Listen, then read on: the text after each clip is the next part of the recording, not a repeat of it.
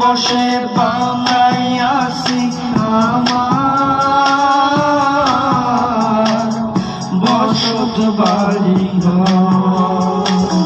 বন্ধুরে তোর বুকের ভেতর সুখের বসে বানাইয়াছি আমার বসত বাড়ি ঘর।